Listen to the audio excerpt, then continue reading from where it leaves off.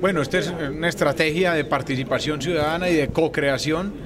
La lanzamos hace unos pocos días, ya tenemos más de 8.500 personas que han ingresado a Soy Medellín y nos han entregado su idea, su sugerencia. Y hoy estamos presentando 4 de esas ideas que hemos escogido.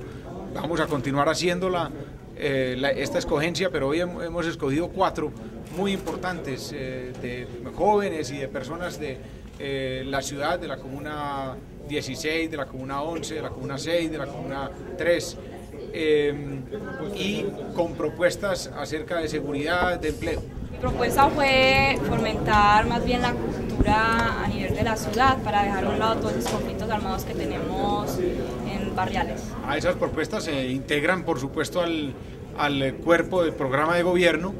Ese es el compromiso con ellos y es el compromiso con la ciudadanía, y precisamente es porque las valoramos que estamos hoy exponiéndolas ante la opinión pública e integrándolas.